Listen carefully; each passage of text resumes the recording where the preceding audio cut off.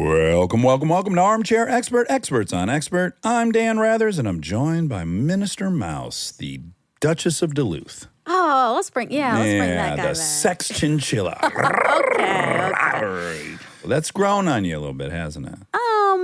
I guess with time, things will just wear away at you, you know? Yeah, you're right. Like, they make you really angry for a while, and then just who has the energy? You don't have the energy. Yeah. I think we've talked about it, but like when you catch yourself putting energy into staying mad. Oh, sure. Like, a lot of times it's just a runaway freight train in your head, right? And then they did this, and then I did this.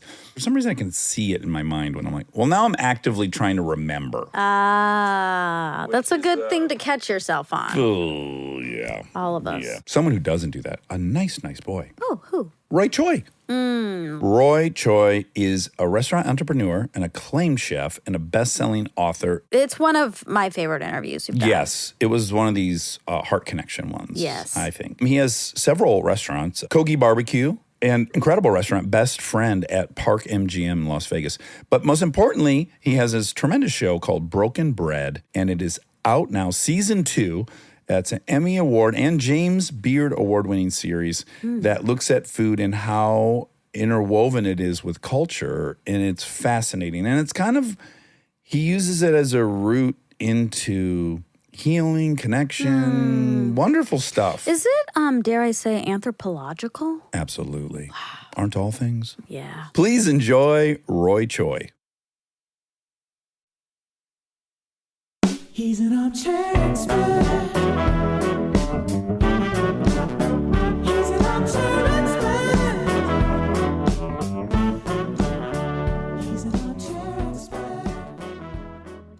I have virtually the same Jordans in that color scheme. They came as a set with Dunks and Air Force Ones from Undefeated, and they did like a whole series where they were doing kind of like a Godzilla,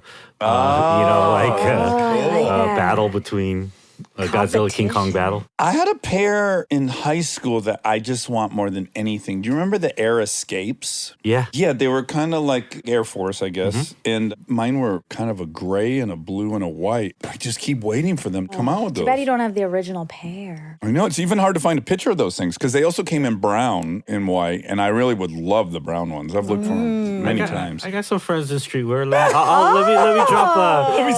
me drop a super or drop a little seed for the Air Dax release. I want to ask you about it because I imagine we're come from a semi-similar situation, which is like, I wanted Jordans so fucking bad. Of course, we couldn't afford them. Yeah. And I was in an interview in Detroit 5 years ago. The person interviewing me had on a brand new, beautiful set of 4s. And I was like, oh my gosh, you've kept those that beautiful? I'm sorry, they were 5s.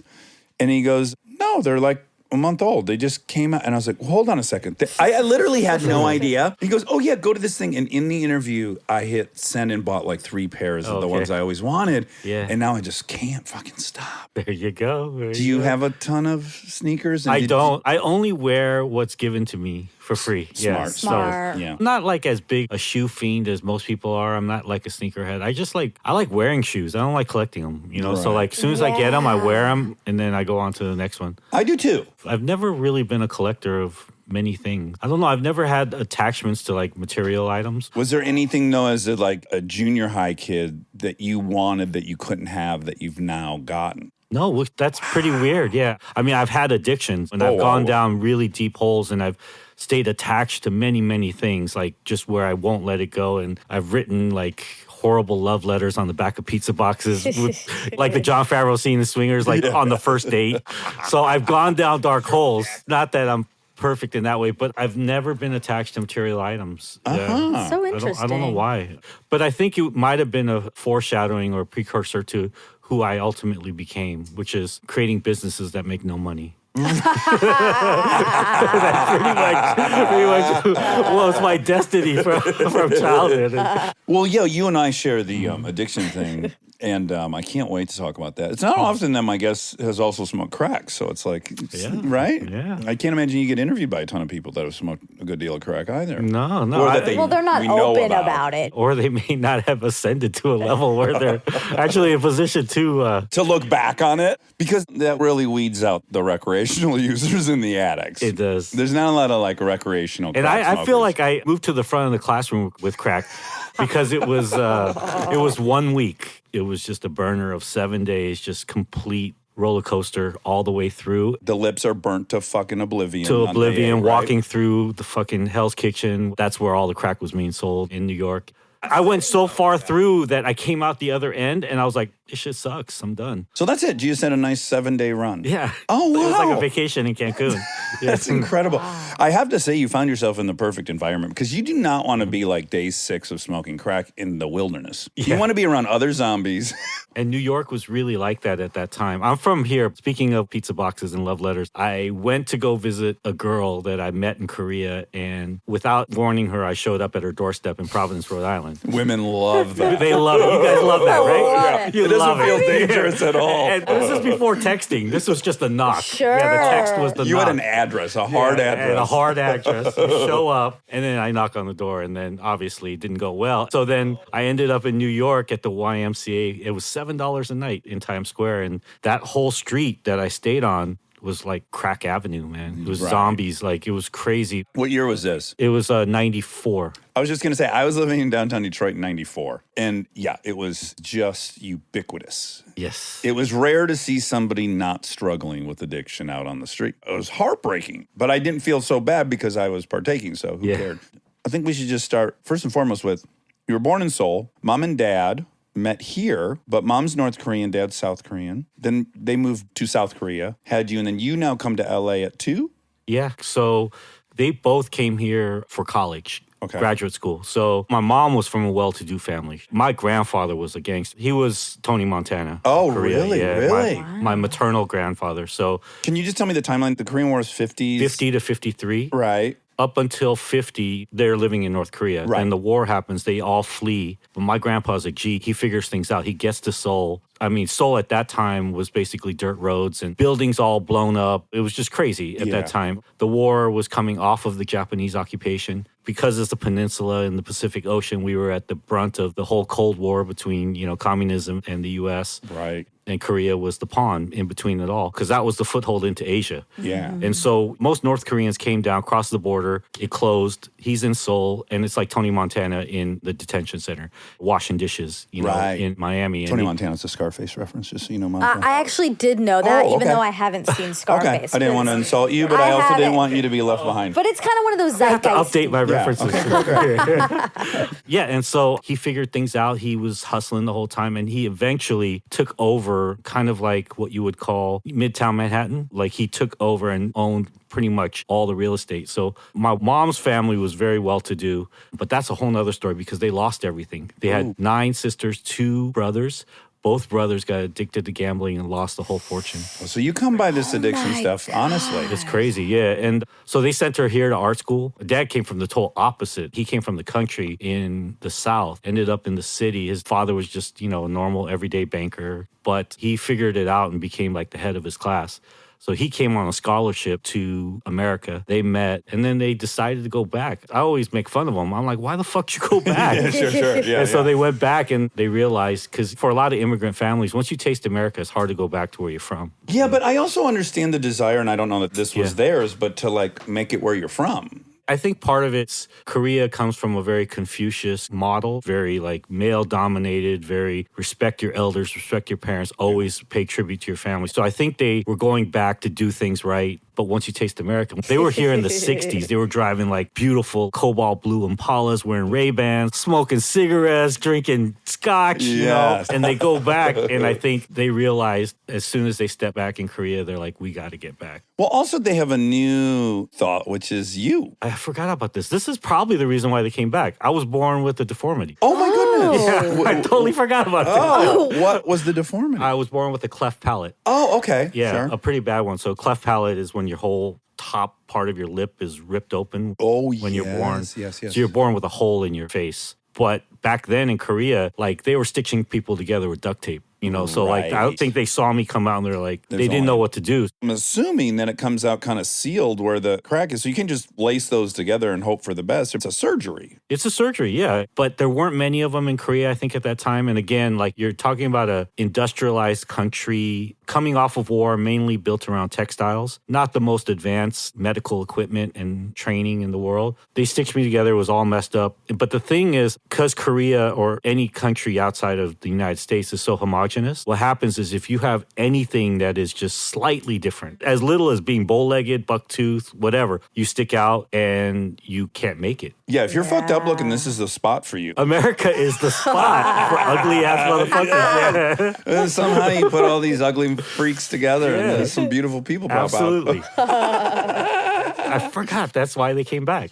Okay, and then in your childhood, they owned a liquor store, they had a restaurant, they had a dry cleaning spot. They ultimately went into jewelry, starting with door-to-door and then becoming a successful business. And you also moved nonstop. Is that? Absolutely. Every couple years, because again, when you're an immigrant in this country, the whole folklore or tale of coming with nothing in your pocket is a true story. You know? Yes. It's a real thing. I took an LA geography class in college. The Koreans have a pretty damn good network once you're here, right? Like the whole Alhambra area, and they loan within their community and they help people start businesses. And there is a nice network for Koreans. Yeah, Asians did that with each other, especially Koreans, because no one else would take care of us. We're the forgotten minority in many ways. Big time. Because you're the model minority. Or people think or assume that we're getting benefits that other minorities aren't. Right. But in many cases, we're not. We're just invisible and forgotten. We're still getting the no's and the closed doors. And the racism is just coming in ways that aren't so overt.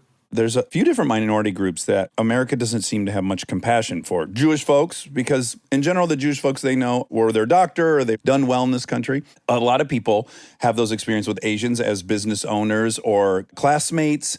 And then they ignore this whole other section. And they seem to have a lack of compassion, which we extend to everyone else who's a minority group. Absolutely. And just because a certain sector of a certain race or population or culture is successful, that doesn't mean that everyone else is successful. Right. Or that everyone else has opportunities.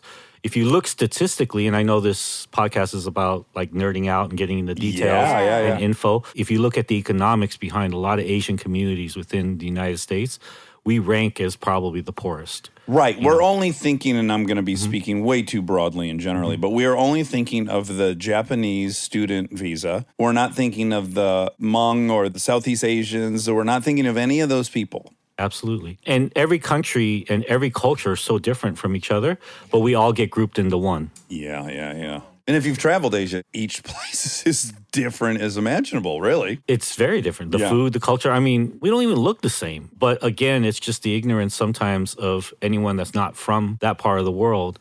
It's just easier to broad stroke things and put everyone into one box. What's funny is that most people that get subjugated to that type of stereotype or that type of broad stroking, we don't think that way about anyone else. Although I do have a friend who's Chinese who moved here when she was 10, and she was like, I could not fucking tell one white person apart. So that's also a thing. Oh, is that a thing? In fact, we even had a female black professor who studies this, and she said all in-groups can't recognize out-groups.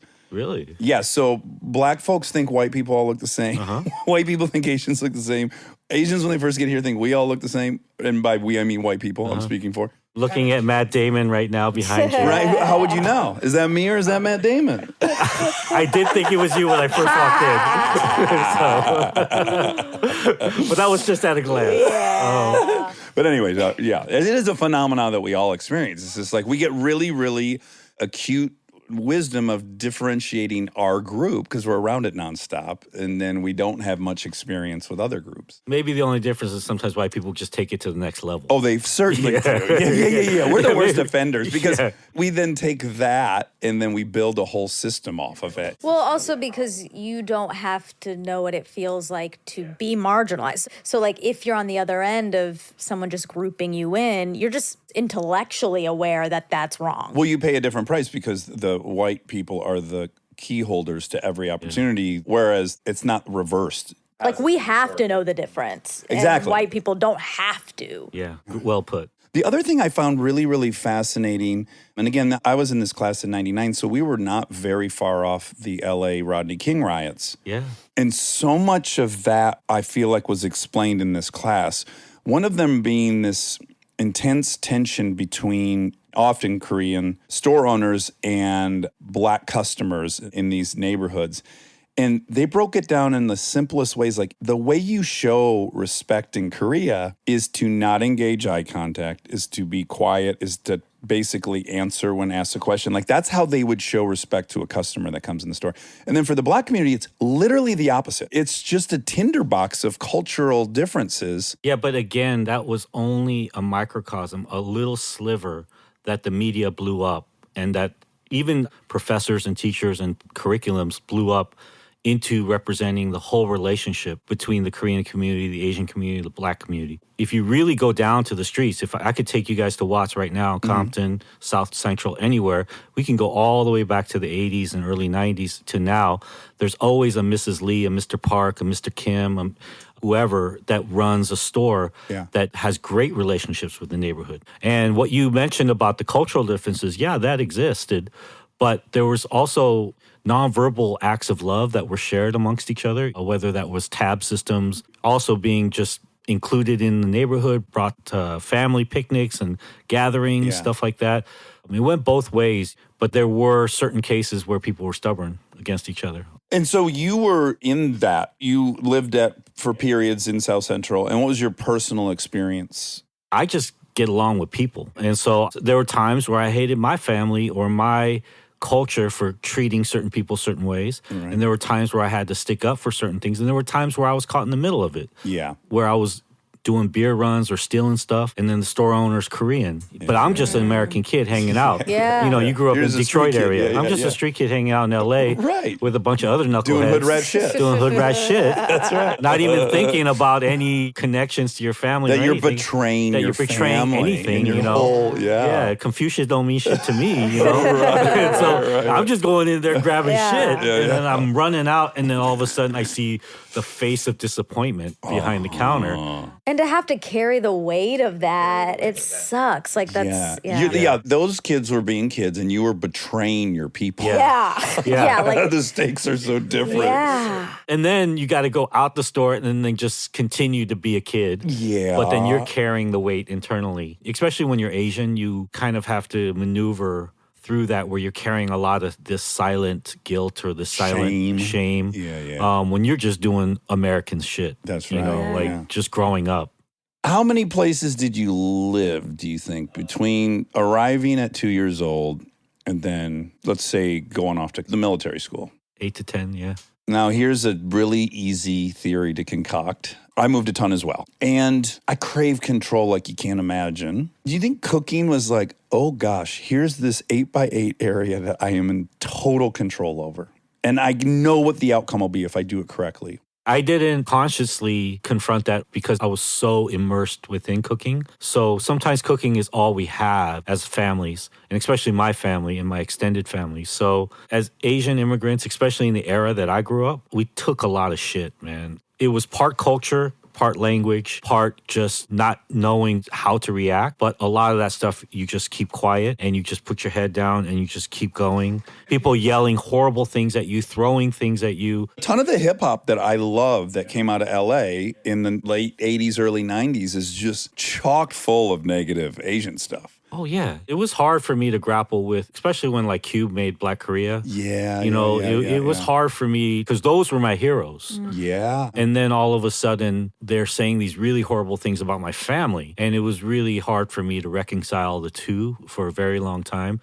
And I think ultimately, that came to define the philosophy of Kogi, the truck. Instead of reacting in road rage towards it all, I kept it with me, and it took me a long time to figure out what will my reaction to it be. It's so cool. Because I think the majority of people are going to feel at least the pressure to commit to one side or the other. Yeah. As opposed to thinking like, I insist on weaving these together. Building bridges, yeah. But sometimes those bridges can take 30 years, like for me, you know, but ultimately I'm just so happy that I stayed alive long enough to be able to build that bridge. But we ate a lot of shit, so that's just the way it was. But part of it is language too, language and culture, because when things get pushed too far, I've seen my uncles kick 9 people's asses at one time. So it's not that we can't fight back or that we won't. It's just that in many cases, the first wave of immigrants, Asian immigrants, didn't know what the proper protocol was. Let's add that the normal system to deal with that, you're not included. Nor were black folks were included. Absolutely. So a white person, instinctually, they know to call the cops. And you got to remember, a lot of countries that these people come from, the cops are corrupt. The governments are corrupt. That's the whole reason they're here in the first place. So then you have that. You have the language barrier. You have the cultural incomprehension of what you're supposed to do. So that's why food is so important. Because during the week, it's so hard that the only time that we had together was through food. And all my extended family, my aunts, my uncles, my parents, they would just be cooking all the time. Like all the time. And I don't mean like making a peanut butter and jelly sandwich. I mean like making stews, broths, dumplings, like full-blown restaurant shit, you know, in their apartments. And then we would all meet on the weekends and have these like tremendous potlucks every single weekend. It was like growing up with Quincy Jones as your dad or something. Or like Steph Curry, like how Steph Curry grew up like on the NBA arena. Right. You know, like that's how it is for us with food. So I never really used it as a space of here's my little private Idaho type thing. It was a given. Yeah. I'm curious what owning the restaurant in Anaheim was like. Were you like, oh, great, this is a gateway to peace? Or were you ever like, fuck you? You're the same fuckers that are yelling and saying shit behind my back. And now you want to come and enjoy this insane food and act like that ain't the case? I love how you just put it all, because for people that are marginalized, we never hold any grudges in many cases. Well, again, you don't have a the luxury to. And in many cases, when we do have opportunities, we're just giving back because we're survivors and we know our self-worth and we know ourselves, whether that's the African-American culture all the way to Asian American to whoever. We know where we come from. We know what we represent. And so you can't just stop it. It just keeps growing and mushrooming. And so for us, it's just about sharing. So no, we don't hold those grudges at all. I am totally shame-ridden to report that in Michigan in the 80s, if people went out for Chinese food, you'd hear several of the families trying out their Chinese accent. You'd see people taking pictures that were offensive. The sad part is you go outside of LA, it's still like that. Anywhere that's not like New York, LA, San Francisco, like that. But we saw during the pandemic, even New York, LA, San Francisco had to deal with Asian violence too, in that same pattern that you just described in the 80s, which is so bizarre. I always equate it to the world that you come from, Hollywood. Well, let's make clear, I don't come from here. I have found myself you come from Detroit, but you found, the place you found yourself Yes. is because we don't have enough stories and representation within Hollywood. So people are still living off of this idea of who we are, this representation through Mickey Rooney or 16 Candles of who we are. We don't have Asian addicts. We don't have Asian people who fail. We don't have the euphoria of Asians that are dealing with sexual problems. Because we don't have any stories told about us in those manners, what happens is the image of who we are is still trapped. It's almost like trauma. It's trapped within this era and this age.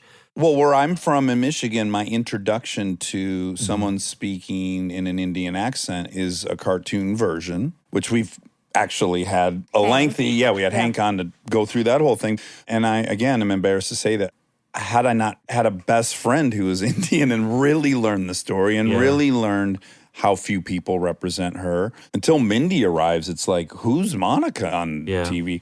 The studios, networks, all these people, they had a market-driven assessment of everything, which is like, well, who's going to go see this? And they were wrong. John Chu's a friend of ours. Crazy Rich Asians is enormous. Everyone was wrong, as it turns out. There's just room now for more niche stories. Like when it was just the network TV 3 shows. TV shows. Yeah, that's a big risk, being realistic about who people are. Like they want tropes. I agree with that, but I also don't agree with it only in the fact that with all the streamers out there and all the content and all of the shows being bought every single day, right now someone's Zoom pitching a show, the proportion of Asian storytelling is still not represented. Yeah. What percentage do you know of the U.S. population we could consider Asian? Well, when you say Asian, you have to consider Pacific Island. You have to consider India. I will not consider India. That's a long-standing debate. He always wants to separate that. I carve them out. Yeah. I argue that as well. Y'all make it in Hollywood because y'all got big eyes, features, and everything. You know, us Asians, with no eyelids, and everything, we got to deal with. We still got to deal with the racism and stuff, But yeah, you got to consider all that. I don't know. Can you Google percent of AAPI? Do you know Rob is an 8th Asian? No. Yeah, he's an 8th. No, he's not. An 8th Filipino. So what is it? 12 and a half. 12 and a half. So 12 and a half. His wife is half Filipino. So his son is 25%. And since he's his dad, he's 12.5%. I hate this. That's not how it works. And I'm scared that some people will really think that's how it works. That's like contact high. Exactly. We said maybe Rob, he has enough kids, he'll be actually over 100% More than his More wife. than his wife. Yeah. Then you'll be truly Asian because you'll be overachieving. Yeah. Yeah, he has 7 or 8 kids. He's going to be like 200% Filipino. It's going to be so fun. 5.7%. Okay. And I think that includes Indian, So only 5.7% of the country is Asian? according to the 2019 Census Bureau. That's because probably like 25% more didn't fill out. Didn't Yeah, fill out exactly. either. Census is tricky. There's no way there's only 6% Asians. Stay tuned for more Armchair Expert, if you dare.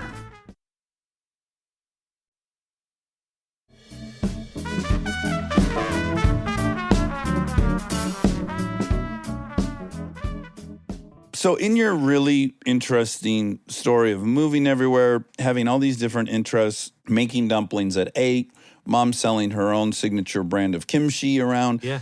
you first go to Korea out of college or before college? Well, first time I went was in high school. My parents took me there when I was 16. That was the first time I ever went back. Did you speak Korean? No, Okay. I have never really spoke that good Korean. I understand it because, parents speak to me in it, but I don't speak that well. I always say like I'm like a LA Chicano, but in Korean. My Mexican homies, like, they don't speak Spanish, but Right. they understand everything their That their grandma or mom's yelling them. at them, but they don't speak it. Once mom hits that certain pitch in her voice, Yeah. you start understanding. Whether you know the words or not, you're pretty sure on what's being said. Yeah. So when you went to Korea, though, you taught English there? Yeah, that was later on. That was in college. I don't know if they're still doing it now, but there was a whole era for us as like second generation Koreans where we just like were fuck ups here and then we're like fucking gods over there. Like we're like intellectual savants over there because we speak English. Yeah. Okay. Oh, Like how you say. fun. Yeah, but it was great because you go there and you'd make like a ton of money. And you'd have a class that was just completely into you and you could say whatever you want. I think the whole time I taught English, I don't even think I really taught anything. Sure, except for how to have any swagger. grammar, yeah. I just talked.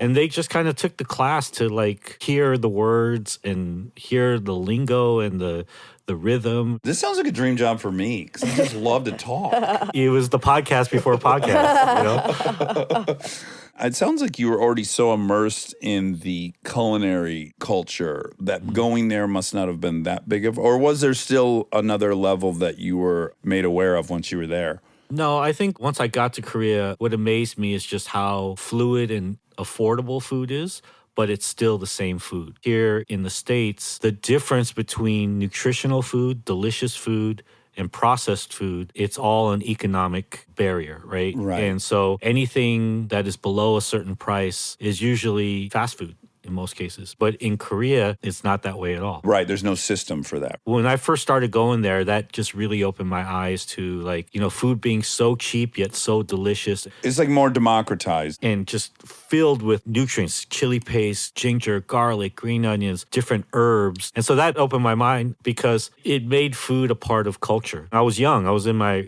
early 20s. And here, when you're in your early 20s, you go out of the club or whatever, all you're doing is just debauchery or going through the drive-thru and yelling into this fucking intercom and eating fries and Big Macs and this and that. My order, I can tell you right now, there was a Jack in the Box in my house in Santa Monica, and 5 nights a week I was in there ordering the ultimate cheeseburger and then 6 of those tacos, yeah. with the fucking buttermilk Yes, dipping sauce, yes. and I go sit in my lazy boy and just Yes. get myself into a food coma and pass That's out. it. But over there, it opened my mind to like food is a part of it all. Right. So it's not just complete destruction of your body and soul and everything, and then lazy boy and conk out and then wake up. Wake up hating yourself Hating and have yourself. to get drunk again to deal with it. It's like you can sometimes have the best meal of your life and feel good afterwards. and feel good afterwards and spend like $5 and stay there till like 4:30 in the morning. That almost doesn't exist in this country. It's getting better now, obviously with the street food that's evolved, but also just food culture has evolved in the last 20 years here. what do you think is happening with the younger generation? Because I have a theory on it. People love to write these articles like, the millennials care more about avocado toast than owning a home. And on the surface, you're like, okay, so I guess the implication is they're economically irresponsible. But the older I get, I go like, oh, no, these are people who have chosen experiences over objects. Yes. And that's what's scary to everyone, actually, is because our economy runs on selling objects, not experiences. I know you had Dave Chang. Yeah. He started it all. He started this wave, and Kogi came on the heels of that. But really, it was Momofuku that kind of broke the mold and really allowed a pathway for this millennial generation to really have something to connect that experience to. Yeah, it was like the first punk rock Asian food offering. Yep, and it became a part of culture, and he became culture, and the restaurant became culture, and that just led to so many things to where now food is probably more in demand than sneakers. Yeah. Harder Yeah. to get sometimes than sneakers. We've definitely come a long way. Now that we're in it, it's hard to imagine a world where it wasn't like this. Even 20 years ago, people weren't going from city to city and having lists of like, okay, where's the best place to eat? When I grew up, there was a class aspect to it that, of course, I rejected. So it's not just that I didn't think that was a good use of my money. It also represented to me elites. Like, oh, these fucking idiots are spending $600 on dinner. Like, there was a whole chip on my shoulder about it. I agree with you on that, but also the reality was that way too. You had to spend that much. Because Yeah. food was separated. So anything that was chef driven or ingredient driven or market driven or even considered to be a part of whatever is the hottest thing in that city at that moment was all driven by price and experience and your parents or an older generation going. And that's why I say it was Dave who broke that mold. Yeah. By opening Momofuku, what he did was it broke the levee to where the salt water and the fresh water merged together, and created a whole new thing, Became a an whole new estuary. system. Became an estuary. Exactly. Yeah, so like we would have the once a year nice meal. And then, of course, when we would go there, I would feel less than the whole time. And yeah, I've never felt that way walking up to Momofuku or any of these places. I don't get that anymore. The feelings you had were real because that's exactly how they looked at you. And the staff. I sometimes would be like, God, this fucking waiter's treating us like we don't belong here. That was another, I don't know if that was in my head or it was happening or a combination of both. It's real. I wrote about it in the book too. Like, we've always been a family of food, right? So like we would go to restaurants, and as I got older, I would like research these restaurants and try to take my families, or when we had family visiting, I would go to the hottest restaurants in town. Yeah. And you get treated as if you don't belong there. And this waiter's fucking, he doesn't know anything either. He's a victim too. Yeah, he's not the upper class or he wouldn't be working there. He wouldn't be working there. Yes. But he somehow, he's developed this language and this style, and they're just trying to get you out of there. Now things can not only be tailored, but they're also meeting you where you're at versus you having to put on a nice suit and go to a fancy place.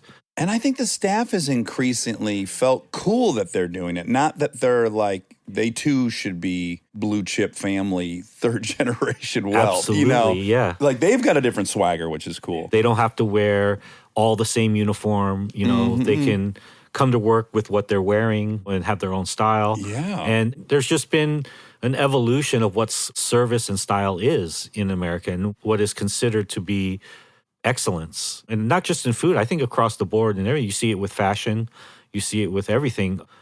But I think there's been an evolution of, again, what excellence is. Before, excellence was defined by that, what you just said, the rich, blue chip, third generation, all that.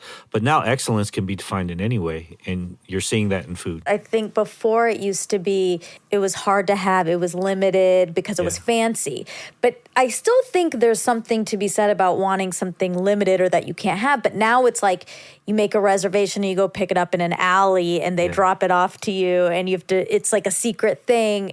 And it's not fancy, but it's still like exciting and exclusive. Like I think exclusive But for the right is still, reason, Emma. yeah, The right reason. exactly. Yes. What you're touching on is the exclusiveness is cool because it's like nerdy exclusiveness now. Yeah. And there's real scarcity because there's only so much that can be produced, Yeah, yeah. And so it's a beautiful thing right now. Boy, I've really kind of I don't want to say undervalued, but under-recognized how much of our culture is driven by food. Of course, I always think of film and music and fashion, but I don't think I've really incorporated as much how food drives so much of this. Well, I come from a foodless culture is probably why. Yeah, you're Midwest, grew up in an era where you were being infiltrated by the fast food, advertising, frozen food system. That was all deliberate. You are a product of that experiment. I just spoke with Alice Waters, who is the godmother of this movement of organics, of eating sustainably to the ground. What happened in the 70s is that this was a deliberate act by the advertising and food corporations to feed us this idea that things need to be fast, disposable. Our time is money. We need to keep it moving. There's no time for food because all the time should be focused on what you need to do to push your upward mobility. To get rich, basically. To get rich. Yeah. And so food was the casualty. And there was millions and billions of dollars behind that fueled that advertising to get us to that point where we were completely desensitized and numbed to even caring about food. Yeah. And it took until probably like the early 2000s for us to break out of that cocoon. I'm just so glad because we could have never evolved beyond that. I see the picture in my mind of everything that was from the 70s until the year 2000. And it's so bizarre. It is so bizarre for a country to completely devalue food to the lowest level to where it actually you are being told that you don't even have to eat. Ideally, yeah, you'd eat a capsule at the beginning of the month that would nourish you for the next 30 because days. there's no time for it. There's no time for it. And none of it matters. And flavor doesn't matter. Nutrition doesn't matter. Nothing matters within this realm of food. Growing it, wasting it, eating it, cooking it, nothing. Oh my God. This is so fascinating. So will you please tell us about how you started watching Emerald Lagasse? Yeah. On the Food Network? Yeah, on the Food Network. Yeah. And that kind of like changed the course of your life. It wasn't really an obsession more than it was a last cry for help. Okay. You know? So I was here in Los Angeles. This was 1995. I had just come off of a 4-year deep addiction dive into gambling. What was your game of choice? It went from this game called Pan 9, which is kind of a card interpretation of Pai Gow. And it's similar to Baccarat, but you use 4 cards. You use 3 in the hole and you can pull 1. Are you getting chills right now explaining it? Yeah. No. Getting 9. Pictures are 0. It's the whole thing. Yeah. And then eventually led to poker and then high limit poker. Texas Hold'em or Texas Hold'em. Yeah. And then playing like At Commerce every day? at Commerce every day. Yep. Yeah. Bicycle Club Commerce. Back then it was before the whole World Series of Poker days. So it was like, Just Doyle Brunson was popular. it was me against Doyle Brunson. And Stu Unger. Yeah, Stu Unger and Telly Savalas. That was basically it. There was no like real no limit games. It was all structured. And it was a big game. It was like, I eventually made it to like 2040, which is a pretty big game. Yeah, you you for can Hold'em. get into thousands of dollars of trouble. Yes. And in your 20s, losing $10,000, $20,000 is a lot of money. And a lot of that money sometimes is borrowed. So I burned a lot of bridges over those 4 years. And I was basically couch surfing. And I didn't have many other options left. The only other options were pretty much being a railbird at the casino. That was all I had left. And a railbird is they toss you a $5 chip to get a water or coffee or something like that, Wow. Did you have the obsession? I read Dostoevsky's The Gambler. Mm-hmm. Now, I have had every addiction, but that one, for whatever reason, blew over me. You're lucky. I'm so fucking lucky. Because it actually not only destroys you, but it's a forest fire. It will destroy everything around you. In The Gambler, the component I was missing that I couldn't latch onto was, at least the book claimed, this obsession with getting even. Yeah. Did you have that? I have it every day still. You don't even think about the money. There is no value in the currency at all. And all you do every single day when you look in the mirror is just promise yourself when you get even that you'll quit.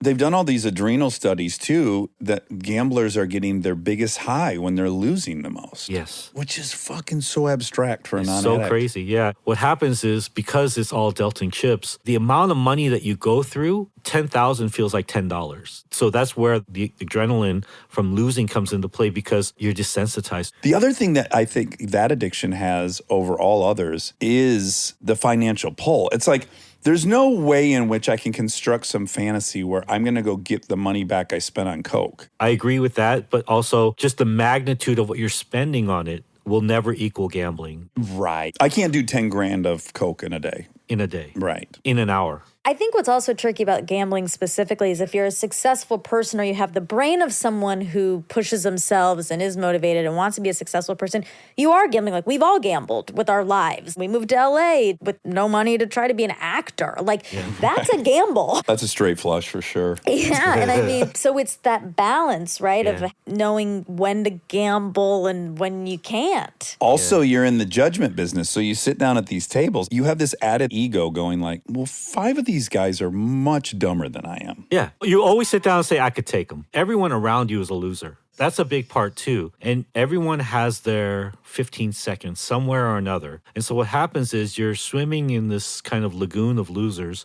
And then all of a sudden you pop up and then you're the hero. And You confirm the story. everyone flocks to you. And you're in this room and it's the best fucking feeling in the world. I'm not going to not admit it. It's the Yeah. best feeling. All of a sudden, all these dreams that we have in the real world get condensed and clarified into that moment for you. So it becomes more than just the gambling. It's like there's something poetic about it. And so for 4 years, I was on that roller Oh coaster. my God, that's an eternity. Yeah. But it probably went by like this for you. Went by like that. And I was on my last couch just like this, in the middle of the afternoon, just like this. And Emerald came on. And I had an out-of-body experience. This was 1995. So this was before the Emerald Live. People don't talk about out-of-body experiences that much anymore. I know in the 80s and 90s, they used to talk about it a everyone lot. was having them. Everyone was having them, yeah. Shirley Time MacLaine was dozen. on Yeah, time a dozen. But I had one. And he came out the TV. And yeah, he came and kind of slapped me around. He's like, what the fuck? You know? wow. What are you doing? And I kind of woke up. I have that tendency too to where I can like drop things on a dime. It happened with crack, like we were talking about. Yeah. On the 7th day, God created. I quit crack. And there's sometimes I'm just done with shit. This was like before the internet was popping. So like this is when you went to bookstores to research shit. You know, Yeah. so like I was at bookstores all day just researching, you know, I knew what it meant to cook food, but I really didn't know what it meant to be a chef. And I enrolled in night school here in LA. It was a culinary night school. It was on Robertson and Melrose, you know, right across from Chiconi's. Learning, and then the whole time I was selling. At my lowest points, I'm a bit of a Mr. Magoo. I always end up in this huge pool of luck. The Kogi truck was no different. At this point, I had spent the next year and a half basically selling mutual funds, which is basically a used car salesman selling Package security. package securities. I had a briefcase. I had one suit. I had like 3 ties, 1 suit. I was going around and I was really good at it. Well, this is in the era where most of those were generating like 10%, mid-90s. Exactly. Yeah. And I was really good. I had no idea what I was doing, but I was like at the racetrack, I would close my eyes and I would pick one and it would fucking hit. It's kind of like gambling 2.0. It's like gambling 2.0. And I made a bunch of money. I paid everyone back. Oh, wow. I mended all my bridges as much as I could. I went off to culinary school. You kind of got even. I kind of got even. I'm really big on like, I like to tidy shit up spiritually and also physically. Like the whole philosophy of when we started Kogi, I wanted to be like a graffiti artist where no one would even know we were there other than the fact that they could see what we just did. Because we would crush it here on the streets, like 2,000 people just flash mobbing on the streets. But I would always say like when we leave here, it has to be as if we were never here. And it's just a big thing for me to like tidy things up like that. Yeah, leave the world as you found it or better. And just so people understand the power of the Koji truck who don't live in Los Angeles, on Parenthood, basically we all took our turn ordering the Kogi truck. Everything was commemorated with the Kogi I truck. remember you guys on my calendar Oh, really? all the time. Parenthood, yeah. We I were remember those nuts for days. it. Yeah, Parenthood. Probably driven by Mae Whitman. I bet she brought us to the Kogi. Yeah, I would drive so far. It would just be on social media or the website or something, like find out where it's going to be that day and go. It's so good. We have a few shows that were very loyal to us, just like Parenthood. Brooklyn Nine-Nine is another one. It's insane. Just if It's you've not insane. had one, I will put this up there with the Emily Burger, which is you're eating these tacos because it's Mexican-Korean fusion. Yeah. You're having this beef that's been marinated in a way you're not expecting in a taco. The onions taste different. Like, yeah, when I'm eating that, and this was before I was really even into food, this part of me starting to be into food is like, holy shit, everything that's on this thing isn't there to look like something. I can taste each thing. That's new. That's one of my favorite moments when I see folks that aren't expecting anything when they first bite into a Kogi burrito or taco or quesadilla and their eyes just open and there's a holy shit moment. Yes, it is. I love it. I've seen so many of those moments over the last 10 years. That all happened because of that out-of-body experience from Emerald. If I wouldn't have been on that couch in that moment, obviously maybe something else would have, but I believe in these like kind of like intersections of life. Because of that, everything unfolded for me in the second part of life. How old were you in that? You were what? I was 25, and then I went off to culinary school when I was 27. Okay, so I once watched you with Favreau. You made him a grilled cheese. I'm assuming it was on the Chef Show. The first time I made a grilled cheese with him was on set of Chef the Movie in 2013, and he had the clip rolling. So I was John's customato, right? And so we were always by each other's side. I was in his ear. I was his corner man. Yeah, and yeah. even before... That's a Rocky reference. Oh, yeah.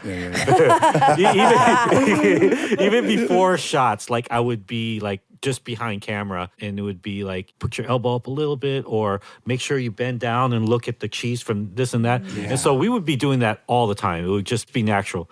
But one time he just kept the camera rolling and then he put that in the credit scene. Yeah. Oh, right. Yeah. Stay tuned for more Armchair Expert, if you dare.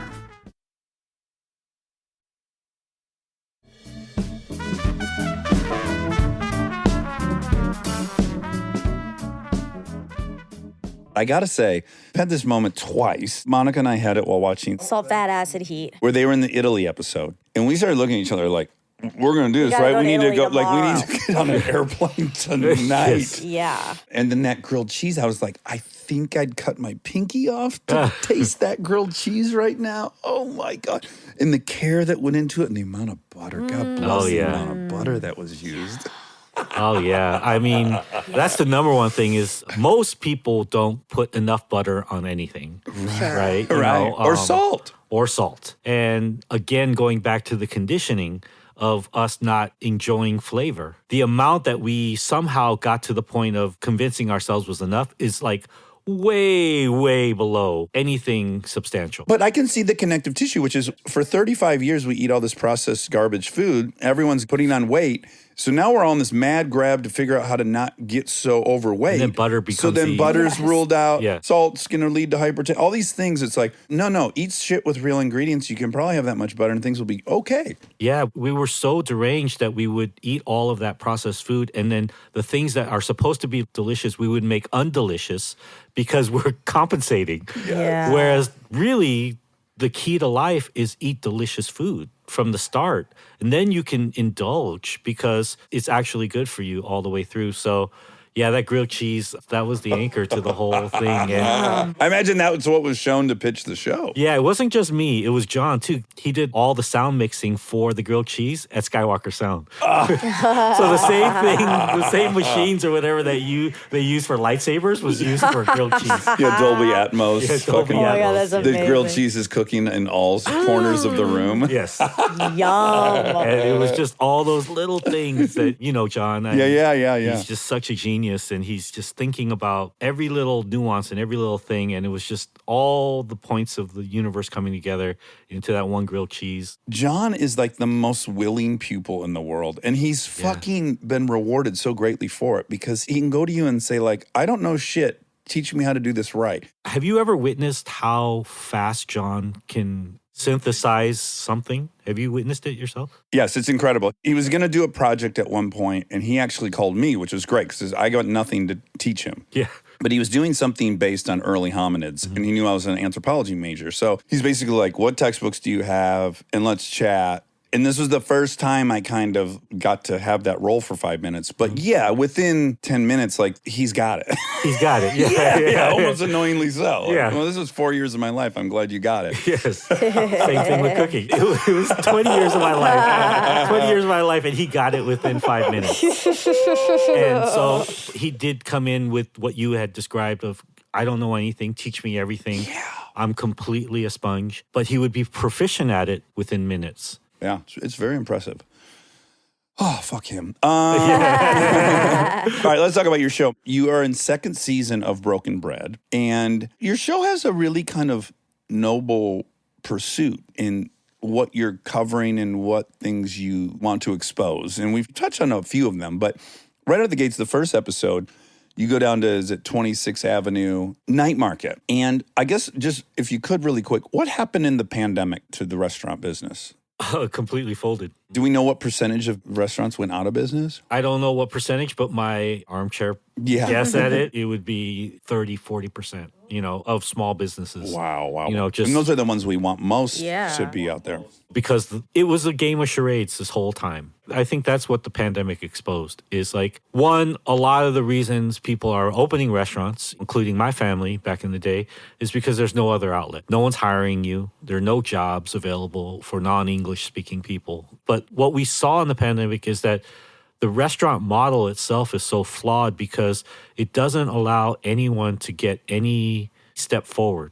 But the illusion of it actually hurts the industry more than it helps it because every restaurant looks like it's busy. So the meeting in the alleyway for the sandwich or going to the noodle spot or the Thai joint down the street, and here in Hollywood, and you can't get in. People are waiting in the parking lot. It's so packed. Mindy's outside of Jitlada, she can't get in. Whatever, it looks like something amazing is going on.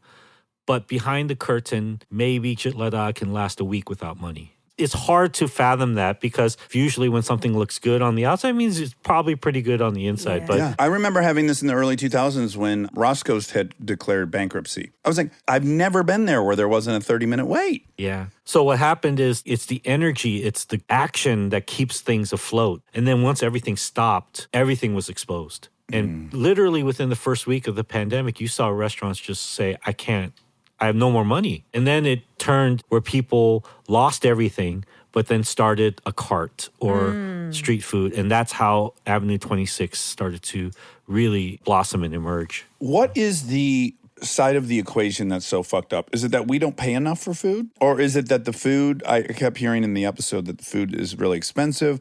What part is broken in the equation? There's multiple. Part of it is we don't pay enough as consumers for food or certain types of food. Again, going back to racial marginalization and stereotypes and things like that, we will go to an Italian restaurant on the west side and pay $42 for pasta because of all of the folklore and storytelling behind it, which helps a restaurant thrive. Yeah. But we won't pay more than $6 or $7 for pho or for chow mein. We're not paying enough. There are no loans really for a lot of people. So a lot of this money is self-generated money. It's check-to-check money that they're using to keep their business afloat. And I'm right in that. I think restaurants are the highest fail rate of any business people start. Highest fail rate. The dangerous loan. Absolutely. And then just the mathematical equation of opening a restaurant makes no fucking sense to the capitalist system that we want to thrive upon. For example, if we were to sell just product like this bottle right here, we have what's called margins, right? Which is very simple math. You buy this product, you create a certain quantity, you leverage your purveyors to give you a certain price, you maximize efficiencies, and you make 30, 40% profit. Restaurant business has 5% profit if you're doing well. Wow. If Even you're the doing- big boys? Doing well. The big boys are different because they're able, the larger you become, the more you're able to leverage your pricing with your purveyors. Right. And you're able to compromise decisions based on qualities. And a lot of times they have investors that give them runway to make it up. But if you're a small business, okay, so the basic numbers are about 30% food cost. It's about 20 to 30% labor cost. So that's 70% right there. And then you have fixed costs, rent. I know this is not the most exciting podcast information, No, but this is very No, interesting. but you have costs, utilities, paper goods, toilet paper, plumbing, all that stuff. A squirrel system, internet. POS system, point of sale system, taxes, all that. And that's another 20, 25%. That's 95% right there, just off the top of my head. That leaves you with 5% profit. Yeah, that's wild. Yeah, So that what's is the wild. fix? It's all those things. It's all those things. And on top of this, because the profits were so little, the industry itself was living off of exploitation. We don't have any safety nets. We don't have insurance. We don't have health care. We don't have sick pay. We don't have PTO. We don't have vacation time. None of that stuff. So There are a lot of changes that need to be made. I don't know if they're going to be made because now that things are getting back open and stuff, everyone's kind of rushing back to the same things. This was an opportunity for us maybe to take a step back, put value into food again, raise some prices a little bit, maybe put a surcharge on certain things, maybe a certain form of like, kind of like a tax in a way, but like a good tax, you know, where it's shared amongst people. And I think it's also a philosophy and a mindset of like, we shouldn't want people to live less than. And I think that's the most important thing to think about, whether it's farming or restaurant business or any service business. The entry point is also the ending point, you know, and that's the problem with the system. There's no way to progress within it. Right. You have to change stations. And who's the guy who owns Shake Shack and those other restaurants? Danny Meyer. Yeah, so what do you think of his approach? I remember seeing a 60 Minutes on it where like he got rid of tipping at the things and the food just cost more. Yeah, it's the right idea. A lot of big restaurateurs like that, the problem is it doesn't trickle down to the mom and pop. So I think that we need those leaders like a Danny Meyer or Thomas Keller or whoever the case may be to create the systems and then use their power to demand that these systems trickle down to everyone and become a model for the whole industry itself, because they're the leaders of our industry. I'm glad you're here to talk about this, because I also don't think this is a problem many people are just aware of, to be honest. Yeah. I watched this 60 Minutes just a few weeks ago, and it was about 20 million Americans quitting their job between January and February. And the number one was hospitality. That was the biggest sector that lost employees. And then construction, oddly, was in there, which is generally pretty high paying. But do you think that we're at a kind of unique time where no one wants to fucking do these jobs anymore, and that the leverage is going to shift a little bit to the employees? A lot of employees are holding out for that right now, hoping that the industry itself will change. I'm just fascinated by what's potentially on the table for everyone right now. What I want to just state also is that it doesn't mean that there shouldn't be affordable food, because there should, right? But the argument right now that we're facing because of the pandemic is that the reason why it's so flawed is the only answer is not just that we as a consumer need to pay more for food.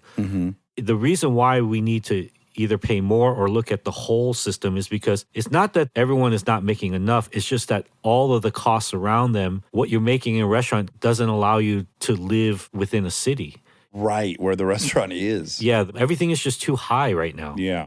And so the only thing that is being forced to continue to be low or cheap is food, whereas everything else is being raised. You know? Inflation's hit everywhere. Inflation hits everywhere. You can't expect the restaurant industry to just stay stagnant while everything else continues to multiply. Yeah. And all we're arguing in the restaurant industry is that just let the restaurant industry multiply with everything else. So if you don't want your noodles or your burger to be $30 or $20 or whatever, and a third of that goes to the staff to help them, then let's lower some of the other things around it. Or, you know, like what LA Unified does, and I might have this wrong, at least when my ex-girlfriend started teaching at Crenshaw High, was you get some mortgage deals. For teachers, there's some help from the government to live in the areas where they teach. Otherwise, no one in LA that's teaching could live in LA. Can't afford it, yeah. You just wonder if like that could fan out to a lot of things we value and we want. Well, things are so unbalanced now that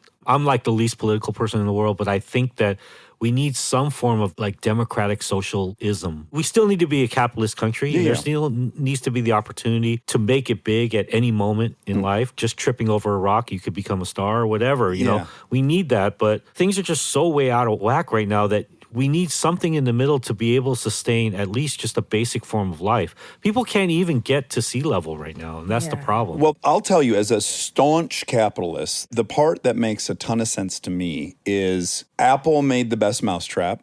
They should be worth $1 trillion. Yes. I'm for that.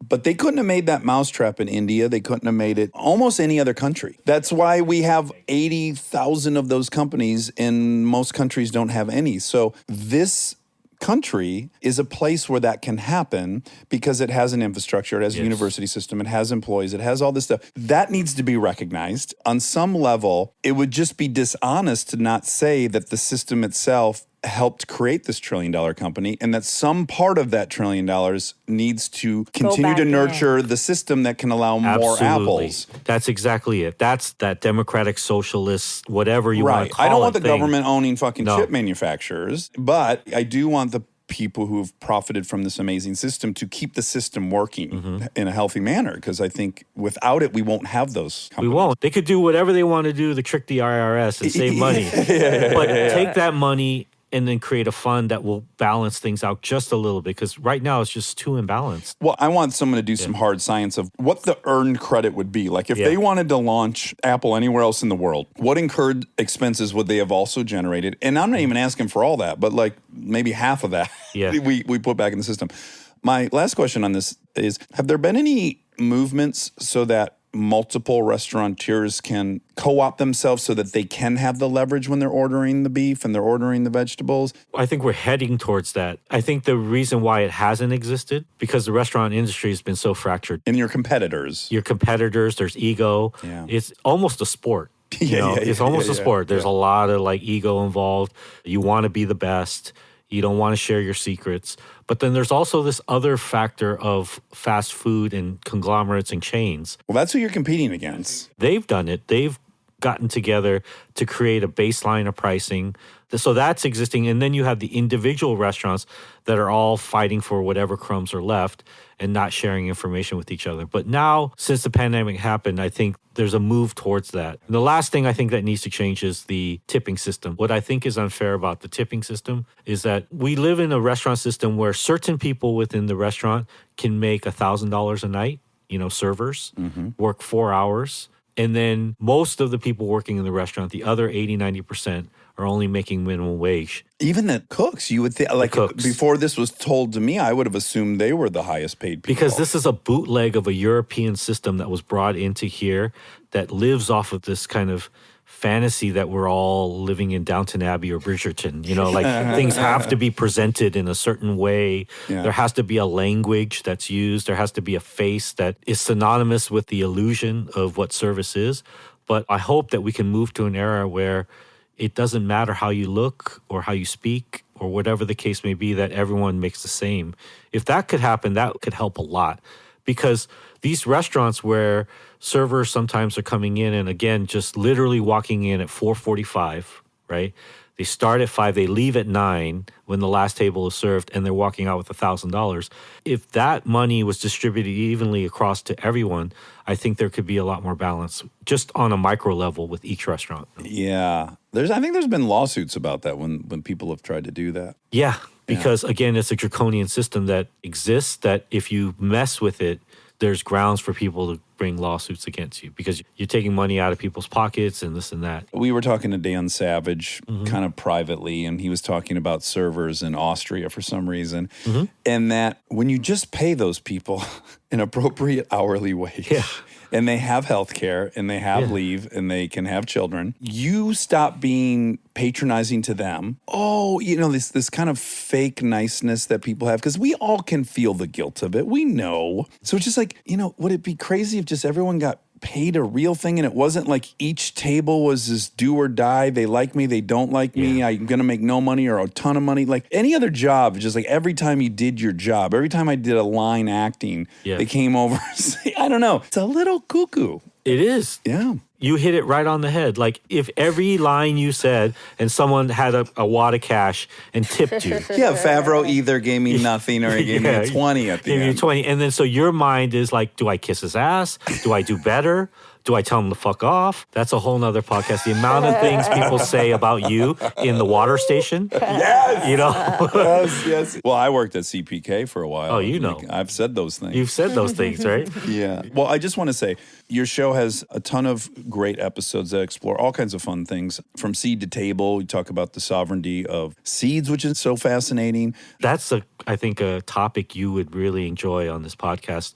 Get some specialists in here. We're on the verge of losing seeds. And is this where, like, as I understood, I saw some 60 Minutes on it or something, where it's like Roundup has a seed that Roundup works perfect for. I'm sure a lot of companies do this, so I'm not singling anyone out. But then some of that seed will blow into another farmer's field, and that seed is actually has a trademark on it. Yes. And so now they sue them for that. Yes. This is how it works. Not right? only that, but we're also losing the diversity and the dynamic nature of the seeds seeds are only being built and constructed to survive and be durable in a very specific weather pattern, very specific growing pattern and style. Again, going back to minimizing flavor and individuality and dynamic nature into just something that is indestructible.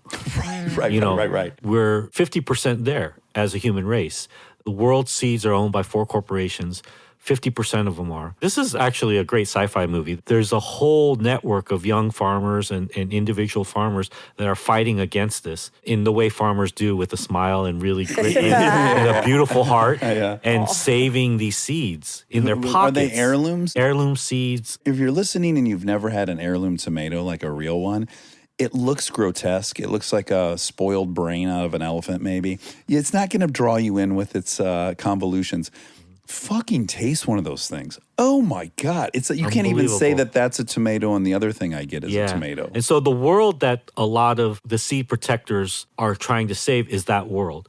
And the world that the corporations want is the gas flush tomato, where all tomatoes are round and red and look the same. And if we're not careful, we will get there. I know, again, it doesn't seem that realistic, but if we start eating all the same foods, right? If we're only all eating one tomato or one seed of a tomato that's engineered, if we're all only eating one form of broccoli or only one form of onion, what will happen to us is we will all eventually become somewhat of an android. We will all become the same.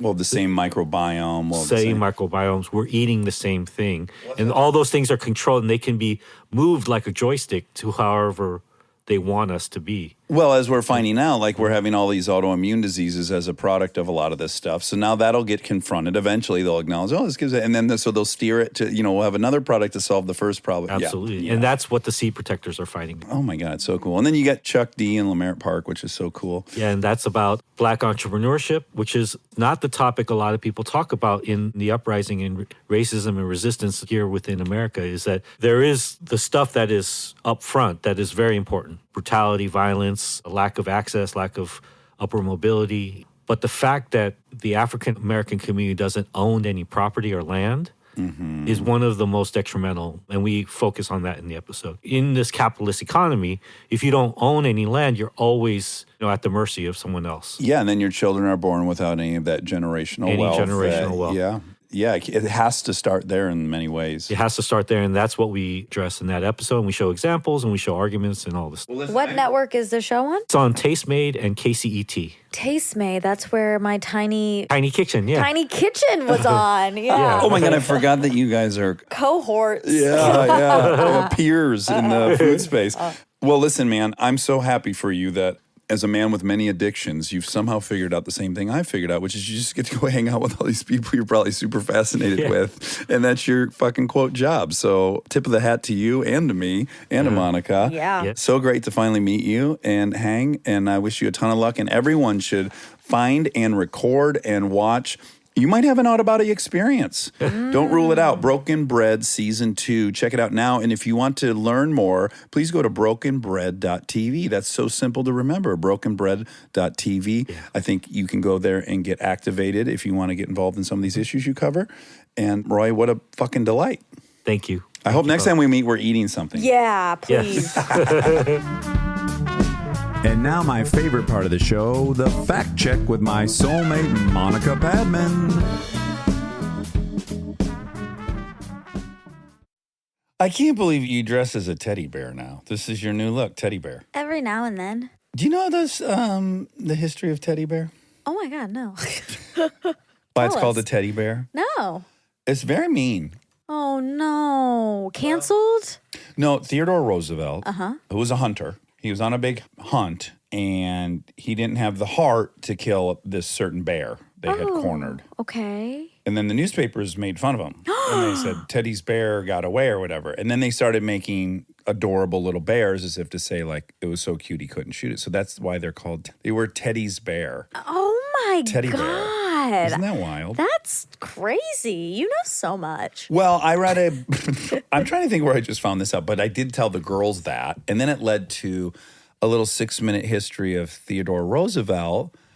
And at the end of it, Kristen said, You just know that much about Teddy Roosevelt? I was like, no, I read a great biography on him. Sure. In fact, I only remember 6 minutes of what was an incredibly awesome 25-hour biography. But incredible life, Theodore Really? Roosevelt. Yes. He was a sickly boy. Oh. He was very sickly. Okay. He had asthma quite bad. And he wasn't allowed to play with other boys, and he was weak. And he became a learned man. He went to college and whatnot. And at some point, he was like, I hate this. And he went out to a ranch in the West, and he became a cowboy for years. Oh my God. First he was a sickly boy, then a learned man, and then a cowboy? And then a cowboy, and then very strong and gained his confidence. And when he came back, people could not believe what happened to Teddy Roosevelt. 3 times gains? Yes, well, maybe 6 times. He was a sickly boy, and he completely got over his asthma, and he was strong as an ox, and a very principled man, and very strong, and he'd overcome that. Wow. No one could build the Panama Canal. Oh my God. 3 countries had given up. Many different companies had gone bankrupt. And Teddy said, we're fucking doing this through hell or high water. And he did it. Speaking of strong boys, Yeah. we have a big announcement. Oh, you're Go ahead. Got a little baby at home. We have a new armchair baby. A new armchair Subwing sandwich.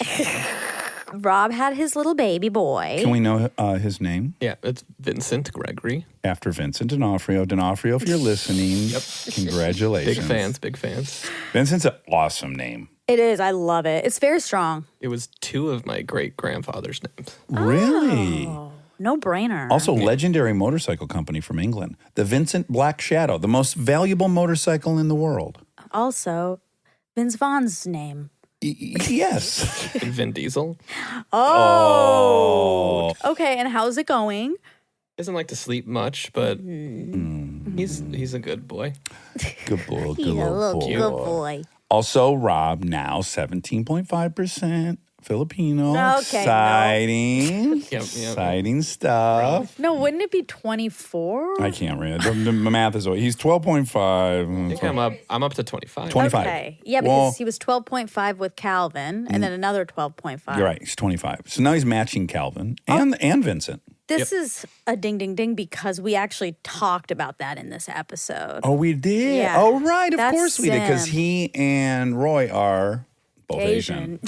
And me. No. Yes. See, that's what's weird. You're not, Rob is. Well, does Vincent get more since I was 12 and a half when I had Great point. Yeah, so mom was yes. 50, you were 12.5, so I don't know. So 62.5. So he's him? But then do I 30? gain more? If he's Oh my higher? God. Yeah, then you're more right. than 12.5. Then you're Oh my God. Someone needs to crunch these numbers. 25? Yeah, so Robbie's So now then you're up in the 32. 28%, 30. All right. You're closing in on Natalie. I love it. You're going to leave her in the dust. I just want people to know that none of this is real, just in case. Hold on, though. Hold on. I just found an error in that. Vincent did not get your 12.5%. Okay? Okay. Because Natalie cannot be made more Asian by the children.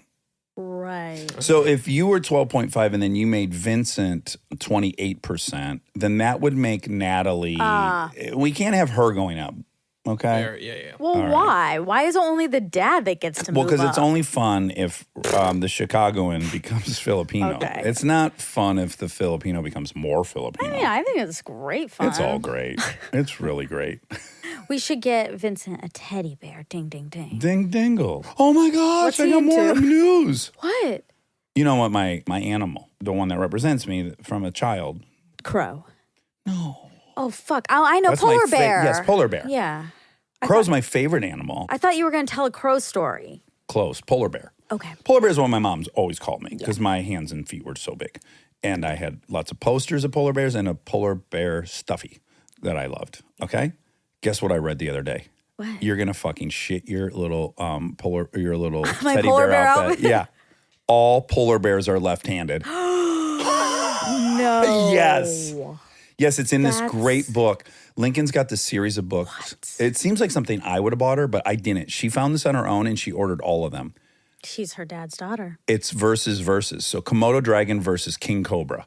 Oh, cool. Polar bear versus grizzly bear. Who would win in a fight? Oh, boy. And then en route to this hypothetical fight, you learn all about the animal. Fun. Yes, and we learned in that book that all polar bears are left-handed. That's so sim. It's crazy. Oh, my God. That just got added to the sim. That wasn't a thing. You're right. I knew a lot about polar bears before. Like 2 weeks ago, my dad put that in there. Yeah. I wonder, what if I read a thing that says they're all dyslexic? What did it say? Would a polar bear beat a grizzly? I can't even remember who they gave it to. I think they gave it to the polar bear, but they fucking gave the victory over the Komodo dragon to the king cobra, which is preposterous. Really? Yes, absolutely preposterous. A fucking Komodo dragon is like 600 pounds. Yeah. But are they And- slow? No, they're quick, but more than anything, their skin, they're nearly a pachyderm. Oh my God. Yeah, Pussy pat? Pussymus pachydermus. That king cobra is not even going to penetrate that scaly skin. Oh. Also, the fucking Komodo dragon has poison of its own. Its whole mouth is poison. You can smell them for so long away because their poison's bacteria in their teeth. They let all the meat they eat rot into a gross poison so that when they bite an animal, it goes septic. Wow. Yuck. Yeah, so anyways, I do think they gave it to the polar bear. It's a really interesting matchup. Do you want to know why? Yeah. Now, the polar bear is the tallest bear on Earth, Okay. standing at 10 feet tall. Grizzly bear, good-sized grizzly, is about 8 feet tall. Still, imagine that. Okay. Shaquille O'Neal's 7'2". So, like, its back is 10 No, feet? and it's on its hind legs, Oh, got it. which they do. They go up there. Sure. Look at me. Say hi. So the grizzly is 8 feet tall. The polar bear is 10 feet tall. But the grizzly, because it hibernates, they can get up to, I forget what it is, maybe 1,400 pounds or something. Oh, God. Whereas the polar bear is like maybe 900 or something, whatever. Slight. It's not as heavy. So the grizzly bear is more mass, but the polar bear is taller. Okay. But now what you have in the polar bear's arsenal is that it only hunts. It doesn't eat foliage and shit like a grizzly bear. It just kills things. Okay. The grizzly eats salmon. It'll eat a caribou if it gets hands on Tasty. one. But mostly it's eating a ton of berries, honey, Oh. right? Less of its life is spent in combat killing. Got it. Now, on the other hand, grizzly's claws are much bigger. There's so much stuff to consider. Wow. And our grizzlies are brown, right? Yeah. Like me. Yep. They're all brown bears. The brown bear can go by brown bear, grizzly bear, Kodiak. Oh. Polar bear is just polar bear. But its name, Ursula, it's like Ursula maritiminus or something. It's the water bear. But polar bears are white. Beautifully white. In fact, Monica, they're translucent. That was in the book. Really? Their hair is actually translucent. It is? Yeah, but when all late, and their skin's black. Nuh-uh. I'm not lying to you. These are the facts from the book. So, would you say that if you're a polar bear, I'm a grizzly bear? No, I wouldn't. Okay. But I have big claws You do. and You're brown. That's right. And I, And you're a bear. yeah. You're a teddy bear. So polar bear, grizzly bear, teddy bear. Okay. If you were in the Ursula genus, What would I be? a black bear. Really? Yeah. Why? Because they're so cute. They roll down the hills. They're smaller. They What eat about a almost panda? all berries. Pandas are too boring for you. They're not playful enough. But they're so cute. They go down, They the babies go down are. the slide. At the zoo, you're right. They're Yeah. very active at the zoo. Oh, I love them. Okay, but you're the bear expert. You're So, the bear expert. so I'll take your word for it that I'm a black bear. God, is that a boy thing? To be into bears? Yeah, or just animals. Well, I mean, I hate to do this, but stereotypically, you said you changed it to animals. And that makes me think, no, it's actually not a boy thing. Because Okay. girls love animals. I They don't. do. But They love cats, but I guess I'd love to know the demographic of these Discovery shows about lions. Like, I want to know male versus female who's watching. I have no interest in watching that. Right. Okay, speaking of like stereotypes and gender, Mm-hmm. I have a sad story. Oh, good. It's kind of, I guess it's unethical because I'm really just going to tell a story that the Daily told. Oh, okay, great. But we love the Daily. We love the Daily. Also, people were like, when we had our Birds Aren't Real, Armchair and Dangerous, people were like furious Why? in the comments. This was already on the Daily. It's like, okay. We also have guests that are on other shows. Yeah. Are you sure they were mad or were they like, Oh, this was also because when I told Erica, she was like, "Oh, I heard that on the Daily. That's so awesome. I'm excited to listen." Some were just like that. Okay. And then others were like, get real, guys. We already know this is fake. It was on the, it was more of like an angry. What was clear is that the people who commented, as always, had not listened to the episode. Yeah, true. That became very obvious by their I sentiment. loved that episode. That's So my fun. favorite, maybe. Armchair and Dangerous.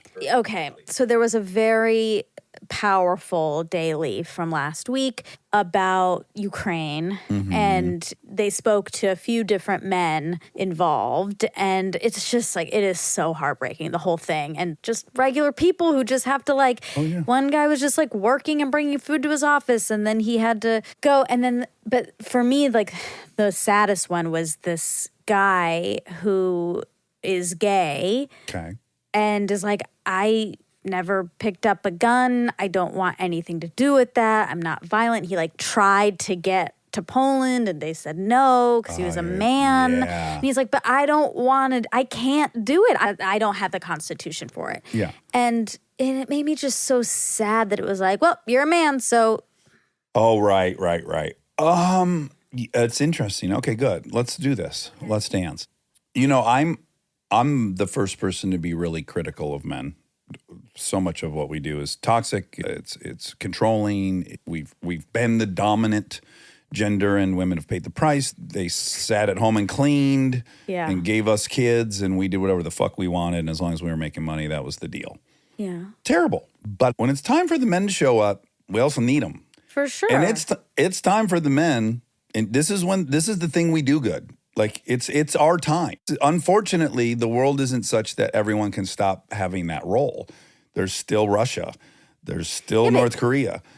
So this is the part, in my opinion, it's like, yep, there's a bunch of terrible shit that go along with men. Also, when there's a bobcat in the house, it's time for us to do our thing. This is what we evolved to do. But I disagree. I mean, I think if you are a man who has evolved to do that, then yes, please. Like, now is the time. Please stand up. Please help. But not everyone. I guess I'm speaking more has. broadly as like, I don't totally disagree with the policy that, yes, women and children, I believe, should leave. And I believe the men should stay to defend the country. I think people should stay to defend the country if they believe they can. That's good. You know, because I think some women also are like, yeah, I fucking can. And they are. Some are. But also, I don't think it's fair to classify all men as capable of that. Like, they're Well, no, not. but they should be running supplies. They should be grabbing the other guys who want to kill people ammunition. They should be pulling people out of rubble and helping with medical stuff. Like, there's a role for many, many people in a war other than shooting people. And just like I would say to a woman, like, well, here's the shit deal of being a woman. You got to pass a child through your groin. Well, you don't have to. You don't have to. But if you're going to have a child, It's on you. that's one of the downsides of being a woman. It's like you're going to have to pass this thing through your body. Yes, correct. And the downside of being a man is when your village is being attacked and they are trying to steal all your women and children, you are the person that's got to fight. You're physically bigger. You've evolved to do this. This is your time to do your thing. I really do see what you mean. But I'm probably not saying it well. No, you are. I just think it's too complicated to put a blanket on it and say men. Well, you're right, because I don't mind that that there's women staying to fight. I think that's radical. There's many women staying to fight. Right, but I think it's okay if you're a man who's like, I'm too scared for this. I don't know. My thought, though, is this. If they did that, right, they're like, men who aren't into it bail. And now there's the 1% who literally don't think they can run water to people.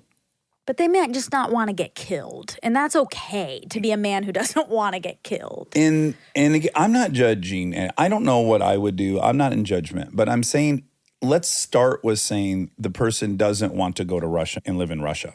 Mm-hmm. If they don't want to live in Russia or be under Russian rule, and they want the Ukraine to remain an independent state, they have to participate in that. Right. Or surrender and move now to Russia. Does that make sense? Yeah. I mean, I'm harsh. I'm trying to get this a little black and white so we can proceed. No, I just don't think it's black and white. I think that's exactly what I'm saying. But I'm only getting to the point where if you do believe Ukraine should be defended, it's not okay for you to bail. So you're the 1% who's decided you absolutely there's no service you can provide or you're too scared. Now, when they let that 1% out, one strata up from that thinks they mostly don't want to be there. They see all these dudes running. There's kind of no shame to it. They join. Now everyone's running away from the thing, and then Russia got Ukraine. So that's what I'm saying. You're working backwards from, do you want to keep Ukraine independent? If you do, I think there's probably only one way for them to have a shot, and it's not half the men deserting the country. And I think as soon as you let some of the men desert the country, just more will follow because they won't be embarrassed anymore. It's the worst of all options, which is a fucking human conflict with death and weapons. But if you're even going to do it, you must work backwards from how it could possibly be successful. And it's not to willy-nilly let some people decide and some people not. There's like a certain reality to the situation, I guess. No, I get that. I mean, I guess a small part of me is like, why don't you let the people leave who want to leave? And then there are people here who want to go. Like, let them go. There are people going, yeah. I don't know. It's sad. It's just so sad. I hate it. I guess the other option, let's look at all the options. You could say, like, everyone in Ukraine should just get up and leave. They should go to all these other countries so that no one dies, and say to Russia, here you go. Now you have Ukraine. We don't want to live under your rule. We'd rather live in Poland or Hungary or all these places. Now all those countries have to deal with that. That's a side note. Those people now, they had a life in Ukraine, and we don't know that they'll have a life elsewhere. Sure. So they're not just maybe giving up this piece of real estate. They're giving up like their whole life. I don't like this option. Like, I agree. I don't think this is a good option. Right. So what's the other option? The other option is try to resist and make it go on so long that the sanctions have enough time to truly cripple the place. That just involves everyone's got to fucking get ugly now. I don't know.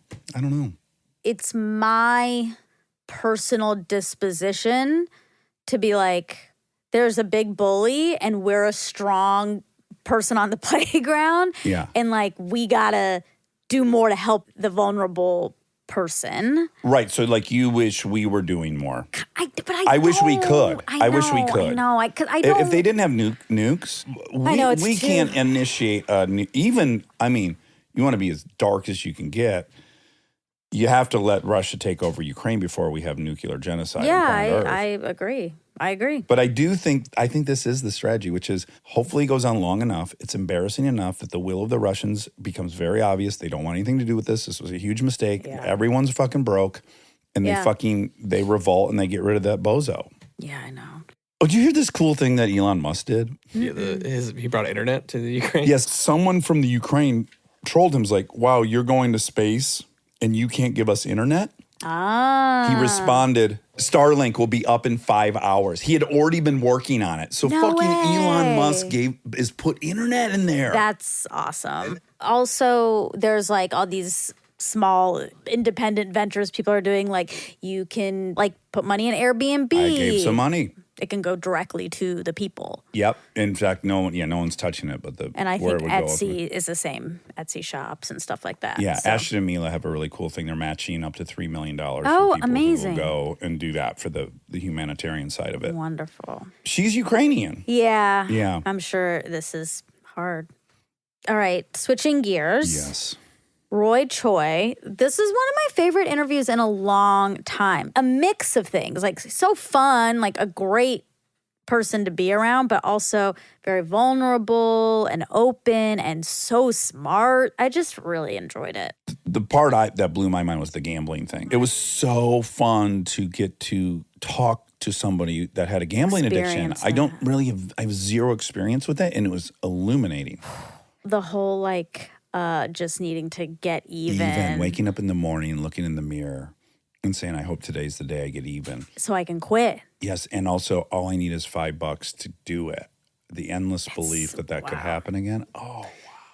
And like, we do talk about this, but I guess it's hard to do when someone's sitting there. Like, the Kogi truck is huge. Like, you don't live in LA and you don't know him. You might just say, oh, this is just like a chef who has a food truck. Like, it's an enormous institution here. Yeah. Anyway, okay. I said last time we did the fact check. Oh, Sedona. I was in Sedona and we had a heartbreaking situation. We did. That was painful. I didn't like that. We recorded and we lost half. More than half. Okay, we lost most. Yeah. So if you're wondering what happened on the fact check last time, because it starts kind of abruptly, we lost half. Yeah, But my unit shut off. But yes, we were going to get a Sedona update from you. oh yeah, it was incredible. It was for Laura's bachelorette party, and we stayed at Enchantment Resort, which is enchanting as ever. I saw a picture of you. There's now a treasure trove of pictures of you that like should be posted but won't be. Oh, So I saw one last night. what? There's a little mouse asleep on a bus with a White Claw in her hand. Oh, it was posted. Oh, it was? Yeah, I didn't post it, Who but posted it? one of the girls, Liz. Okay. Well, Mom didn't. Mom has it on her phone. Okay. And I said this would be a great post, but Monty wouldn't like it. There's a couple things going on there. Go ahead. Wait, Go ahead. I want to hear from you what is You look funny about- 6 years old. Because you're curled up with your head on the window sleeping, and for whatever reason, the angle, you look so tiny. It looks like a kitty cat sleeping on the bus, and then you have a White Claw in your hand. I do. It's so adorable.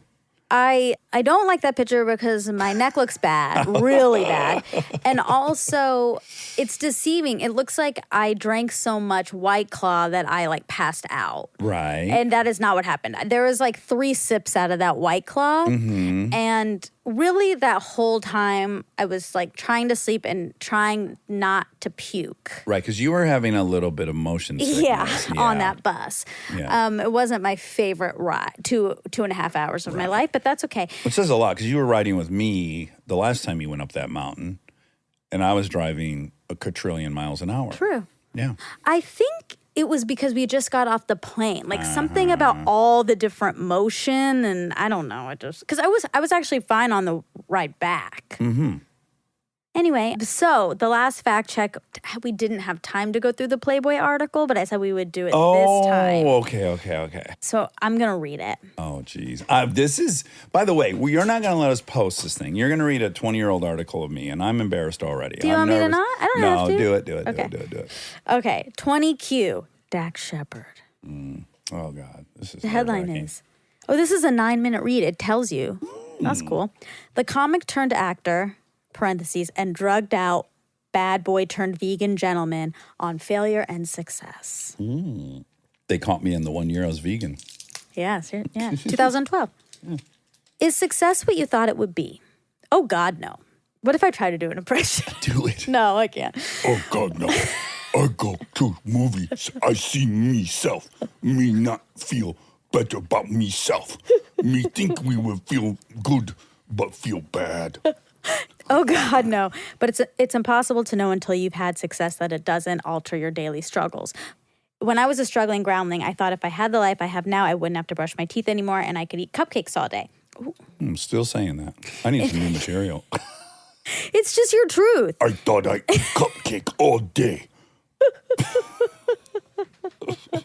In fact, I have to do the same shit I've always had to do to not feel miserable, which is work out, journal, eat well, do something for somebody other than myself at some point every day, even if it's just the dogs, those little fuckers. Okay, not bad yet. That's cute. Okay.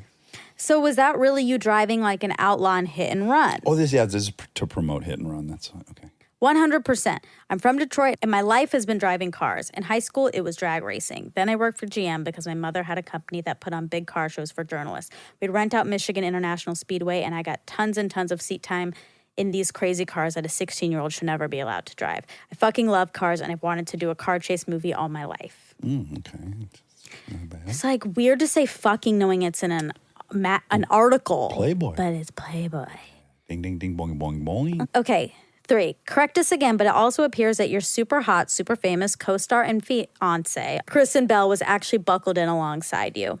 For every bit of it. Naturally, the producer had booked a stunt double, but Kristen said to me, no, if you're driving through a barn and jumping other cars, I need to be there with you. We're going to go out together. Sweet. Romantic. Yes. She sounds like a keeper. Kristen's a good girl. She grew up very Christian, went straight to college, did great in school, and started work immediately. She's charitable and philanthropic and rescues dogs. So when we met, our backgrounds were opposites. All the things I'd done were terrifying to her, and she had a hard time believing I would ever be able to stay married and monogamous and a father and all those things. For the first year and a half we were together, that's what we battled over almost weekly. How terrifying were you exactly? It's so weird when you turn 18 and are released into the world and then just start piling on terrible habits. From 18 to 29, I was a heavy smoker, heavy drinker, drug addict, terrible eater, and philanderer. The past 8 years since I got sober have honestly been about trying to peel back each of those habits to get back to the 12-year-old kid inside who was tremendously excited about life. 6. Give us a snapshot of you in your party years. Oh, boy. I just loved to get fucked up. Drinking, cocaine, opiates, marijuana, diet pills, pain pills, everything. Mostly my love was Jack Daniels and cocaine. I was famous for going out on Thursday night to have a couple of beers, and that just led all the way to Saturday night. I would meet people here and there, and then I'd be in a hotel room with 4 strangers.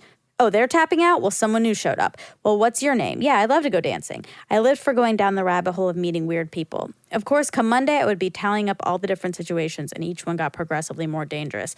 I got lucky in that I didn't go to jail. White privilege. That was before I knew it was white privilege.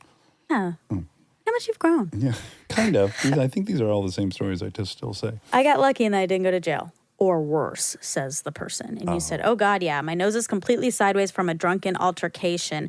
I'm missing a knuckle because of a drunken altercation.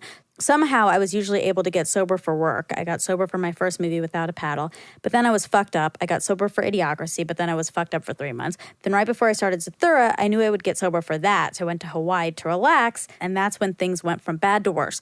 I ended up in a car accident with a local on the way to get Coke, which didn't stop us from going to get Coke. Then it wasn't Coke, it was crystal meth, but I did it anyway. 8. How exactly did you get a big Hollywood career? Yeah. And sum that up in 4 lines. Yeah, exactly. Well, I spent many, many years unemployed. I was 20 when I moved to Los Angeles. I went on probably 600 commercial auditions and couldn't book any of them.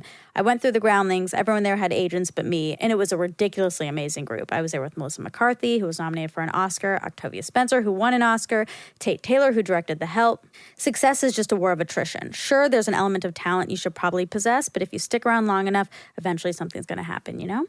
You first got people's attention as a pretend IRS agent who made Justin Timberlake cry on MTV's Punk'd. What was that like? Because JT was such a marquee name, MTV was nervous I would fuck up the bit and we'd have nothing to show for it. His garage was packed full of MTV brass telling me what to do. I wasn't nervous, it was pure adrenaline. What made Punk'd such a golden opportunity was that once the person arrived, I was directing the show. No one could yell cut or tell me I was going too far. I don't think I would have popped on a format other than that, you know, right out of the gate. Makes sense. Yeah. 10. You studied anthropology at UCLA. Ding, ding, ding. Ding, ding, ding, ding, ding. Oh, this is interesting. What's your anthropological assessment of Ashton Kutcher's success? Oh, see, he's trying to get me to shit talk. Oh. All these, see, this is what I'm talking about, print. He's like, how do you explain Ashton's success? Why does that need explaining? You're not asking me to explain Brad Pitt's success. I guess that's true, but like when we get interviewed, they ask us all the time, like, can you explain the success of the show? Like, what is it about this show that's made, you know? But why are you asking me about Ashton Kutcher? Well, people ask about you to me. They ask you how I got like, successful? what is it about? And maybe they'll say y'all. Yeah, I don't think. But I always answer with with the thing, you. and the people wanted to hate Kutcher, especially these journalists. They wanted to say he was only there because he was good looking. Yeah. And they wanted to catch me doing that. Yeah. Well, this is what you said. He's only here because he's good looking. What if I said that? We are incredibly social animals, and we're constantly searching. Well, see, you went anthropological. That's good. Okay, good. You followed the rules. We are incredibly social animals, and we're constantly searching for some order of who's alpha, who's beta, who's zeta. Ashton's definitely an alpha. People want to dislike him because he's gorgeous and successful. It's fair to hate somebody like that. I relate. If he wasn't a crazy driven hard worker, I would find it all offensive. But he's like Tyler Perry. How do you not respect Tyler Perry? It's easy to make jokes about the guy, but he writes, directs, and stars on a TV show, then writes, directs, and stars in a movie all in 1 year. And certainly once you actually get to know somebody, it demystifies them and everything they go through. When Ashton and Demi broke up, I felt bad. These are people I eat dinner with. Brad and Angelina, that's another story. I don't actually know them, so I'm as curious as the next person. Will they get married? What's their life like? And of course, I would love to see them engaged in coitus. Well, some things never change. Oh my God. Okay. You realize people have said that about you and every famous, beautiful woman you've dated. I get that. People want to see us bang. People want to see us bang. But here's the funny thing about the response I've been aware of to my dating famous people. It's been very negative. I'm either not good looking enough, not a good enough actor, or not successful enough for these people. It's ironic, really. Guys should be excited that I got Kristen Bell. If Brad Pitt gets Kristen Bell, it's like, well, of course he did. With me, it should be, oh, good, a normal looking guy got her. Maybe I'll get me a Kristen Bell. But guys hate my guts for always dating women I have no right to be with. What's your secret? I attribute it to being funny and a good dancer. And I'm tall, which will get you places as well. I'm also wired for it. The times my brain works fastest are when I'm doing improv on a stage or meeting co-eds in a bar. Co-eds. Co-eds. Yeah, I haven't heard you say that. No, I've lost some stuff. Thank Yeah. God. Most of it, I'm just embarrassed with how much I'm recycling shit from 9 years That just ago. means it's real. Okay, that's a positive Yeah. spin. Yeah. Thank you. You picked a career in which you're surrounded by gorgeous women. Okay, also, this is Playboy. Let's just remember that. There is a reason, perhaps, that a lot of the questions skew this way. Well, that's a nice way to look at it, but I think I'm right about this. Yeah. There was a moment where I was more famous for having dated famous people, Yeah. which I get it. And that's why Stern wanted me on. That's why Stern was willing to have me on. I was this guy like, why was he dating her and her and her? And that hopefully I'll come on and talk about those people that are much more Yeah. famous than me. So that's also happening. Sure. Luckily, I got on to Stern and he just liked me and Yeah. was fascinated by my drunkalog. Yeah. But this guy, that's why I got a story in That's interesting. Playboy is they want me to dish on celebrities. And I know it too going in. So it's like I'm being protective, and that's why it infuriates me. Well, you'll get to that. Yeah. It's interesting for me because I don't know you as that. I don't know you as someone who's famous because of who you dated. Right. So- you saw me first in Parenthood. Well, I saw you in Punk'd, but I didn't know you. Right, But right. yeah, you got popular. And that had changed by Parenthood. But if you're the quote dude from Punk'd who's dating Kate Hudson, people are like, what the fuck? It's definitely changed. You picked a career in which you're surrounded by gorgeous women. Does the urge to merge ever go away? What's that mean? I think he's saying, do you want to fuck your co-stars? Oh, no, it doesn't. I wish it did magically. This is overly deep, but I have to put women in the same category I put drugs and alcohol. It's an outside thing that I try to use to make my insides feel better, and I've learned that it just doesn't work. I have to keep my urges in check. He wasn't expecting that. He didn't want me to be like, no, I find it damaging because Because I'm in touch with unhappy. myself. What's your relationship like with Craig T. Nelson, your TV dad on Parenthood? Craig T. Nelson is the coolest person I've met to my identical twin, only we're separated by 30 years or whatever. He's raced cars forever. We both have big noses. We're both tall. We're both goofy. We've both been around a lot of craziness. He's a guy I super fan at work, the way I super fan Burt Reynolds, whom I got to work with on Without a Paddle. Burt Reynolds? All the way. My house is a living shrine to Burt, much to KB's chagrin. I have a urinal. You do? I had one, yeah. Kristen tore it out. You had his urinal? The old house, Uh-huh. when it was 4 bedrooms, had this really small bathroom that when you sat on the toilet, I couldn't sit on the toilet. My knees would hit the wall. So I'm like, and I was a bachelor, so I ripped that fucker out, and I've always wanted a floor-length urinal. So I had a floor-length urinal, and when my buddies would come over, I'd fill it with ice like they do at nice restaurants. God. And it was auto flush and everything. Oh my God. Doesn't that sound great, Rob? That sounds nice. Yeah.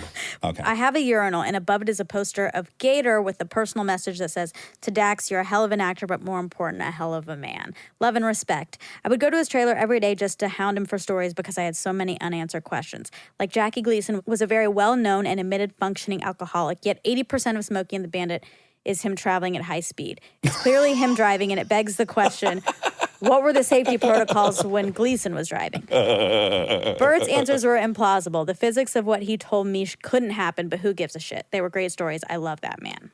Did you feel that way about R.I.P.. John Travolta? See, again, why are you bringing up Travolta? Go ahead. Did you feel that way about John Travolta when you were in Old Dogs?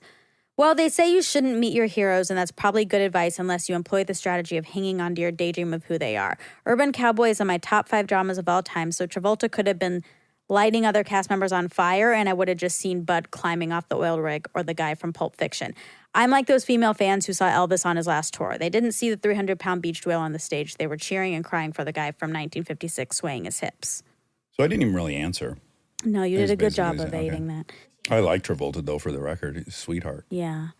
17. Beau Bridges looks pretty good in your new movie, and he's no spring chicken. What's he like? When I saw his age was 70, I almost crapped myself. I would go, Jesus, Beau, you're not supposed to be able to punch somebody out in a scene at 70.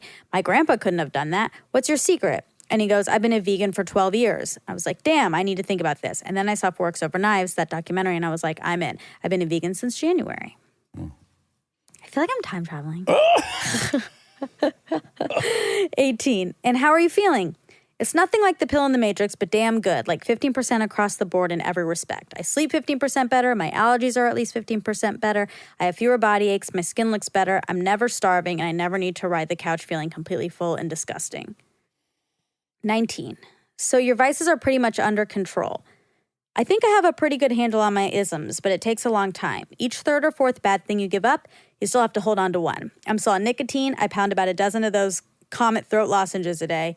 I still drink gallons of coffee. 20. And you still drive like a maniac. I'm still super into driving too fast on motorcycles. Yes, I have a Suzuki GSX R1000. That was hard to read. That's just for the racetrack, and I can get up to 190 on that. When you're going that fast, you're thinking only about what you're doing in the moment. It's the closest I could ever get to Deepak or God or something like that. You can't think about tomorrow or what happened yesterday. You just absolutely have to be thinking second to second to second about what you're doing in that moment. I don't think I could survive without doing something like that.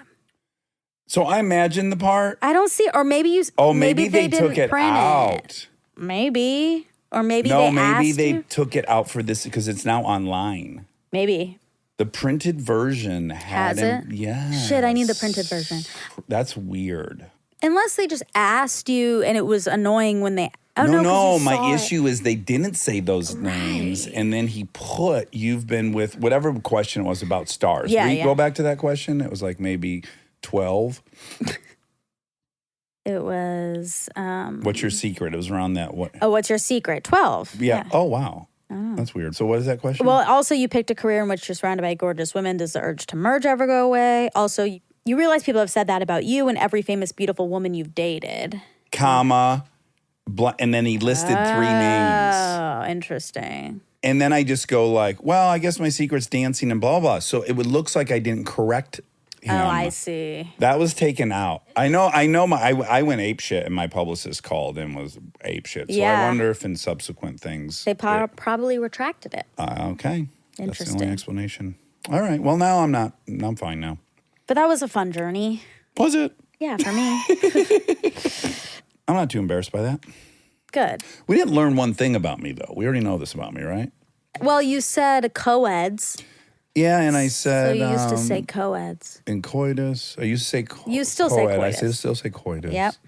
Okay, so just co-eds. I got to get that back in. Oh, you want to bring that Yeah, back? yeah, Okay. yeah. Okay, so I looked up the Asian population. Well, Rob looked it up real time and said 6%. Mm-hmm. But then I was looking at the breakdown in America, Of the 6%. Mm-hmm. Okay. and 24% are Chinese, 21% are Indian. Okay. In 19%. So we don't have 6% Asian. We have about 4% Asian and 2% Indian. 19% Filipino, 10% Wait. Vietnamese. Filipino was number 3? 19, yep, Ding, ding, ding, Rob. Congrats. I got 2 of the top 3 in here. that's right. Okay, 10% Vietnamese, 9% Korean, 7% Japanese, all others 15%. Wow, Japanese are that Small. yeah. Yep. Huh. That's interesting.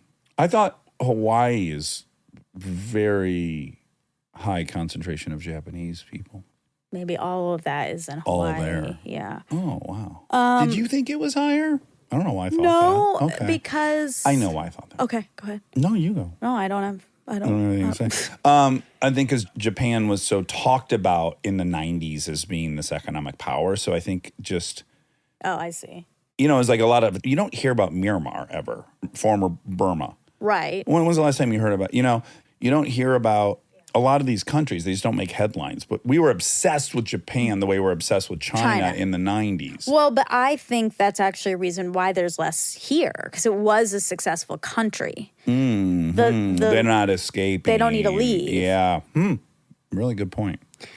Okay, Asians now make up about 7% of the nation's overall population. This is according to 2021. Minus Nope, 30% of that we're from including India. us. Okay. Nope, we're going to include us. Okay. I looked up poorest Asian communities in U.S. Asian Americans had a poverty rate of 10% in 2019, 3 percentage points lower than the overall U.S. poverty rate, 13%. Mongolian and Burmese had the highest poverty rates among all Asian origin groups at 25%, more than twice the national average, and about 4 times the poverty rates among Indians, 6%. Okay. So Indians are at 6%. Says so. I'm just overachiever. Well, always. Okay. I guess we're going against what stereotype we're trying to break, which is the model minority, and you shouldn't feel bad for them, which is not the case. But also, no, I've had an explanation for this that my dad came up with, which is they learn English in school there, so it's easier. Yeah. And I think there's really something to that. But also they came, it's all about too what we let in, right? So like the Philippines, there's the reason they're all nurses is because we said we'll let all the nurses in from the Philippines. And y'all Indian people focused on engineering and professors and stuff like that. Yeah, and we said you can come on in if you can do that. Okay, I wrote my mom used to love Emerald on Food Network. Uh-huh. Bam. Bam. Did I tell you I got the bam? What's that mean?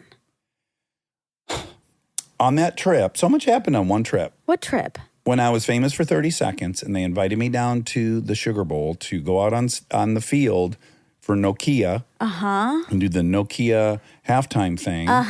They said you can come down first class tickets for you and a friend. So I brought Aaron and Adrian. And Bree and I went. And this is, remember, on my birthday. And I went to a slot machine, not a slot machine, a video poker. And I got a royal flush.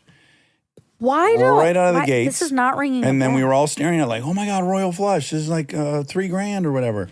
And then we just stared at it like, why isn't it paying us? Oh no. Why isn't it paying us? And then I hit the button. I didn't save them all. I didn't think to save them all because it was already the perfect thing. None of us thought so. Oh, and it just redealt me a shit hand. Oh, so that's a once in a lifetime occurrence. You'll never forget that. Then Aaron and I were on the balcony and we were throwing the beads, but we were purposely throwing them in the horse poop because all the horse cops were pooping all over the thing. Purposely throwing them in the horse poop to see if people would pick them up and wear them. And they did. Oh, my God. And it was a great entertainment for us. But back to part of the thing was like, would you want to eat at Emerald Lagazi's restaurant? I forget the name of it. And we said, of course we'd like to go. We went and I said, can I get the BAM? And he fucking came out of the kitchen and dropped our dishes and gave us the BAM. What? What do you mean what? What do you mean he gave you the BAM? BAM! Oh. You just said it. Oh, you're saying he said it. He said it. He dropped our food. Emerald. Oh my God, he was there yes, working? well, it's because it's a big week there and he was at his own restaurant. Shit. And he came out of the kitchen. Wow. And he put our chowder down and BAM'd us. That's cool. Yeah. That's a sim moment. This is all in like 3 days. What year was this? Whenever Punk came out. By the way, I'd never seen him say BAM. I just knew. You know how you know things? Sure, it was in the zeitgeist. It was in the zeitgeist. Okay, about restaurants, 60% of new restaurants fail within the first year. And nearly 80% shutter before their 5th anniversary. Oh, I man. know. That's why it's so hard to get a loan for one. You do look like a cosplay person. I know I said that the last time you wore this, but you really look like a furry. Is that what they're called? They go to a convention. Rob, you know all this stuff. Okay. Furry's a sexual thing. Yeah. Right, yeah. But they go as creatures, right? And they rub up against each other. Furries. I think it's separate. I mean, people dress for cosplay for like comic books and for furry play, I think. yeah, I guess. Why do you think it's called furries? Because they're wearing little bear outfits like this. Well, I think they're wearing like hood. They're like really in a costume. Oh my gosh. This is Skims. I know. Okay. Over 110,000 eating, drinking establishments in the U.S. closed for business temporarily or permanently in 2020, with nearly 2.5 million jobs erased from pre-pandemic levels. Ooh. Yeah. Ooh. Yikesies. That has to be the sector that was hit the hardest. Yeah, and then they don't want to come back. Yeah, they're done. That was a big one, and I loved it. Juicy. Okay, great. Love you. Love you.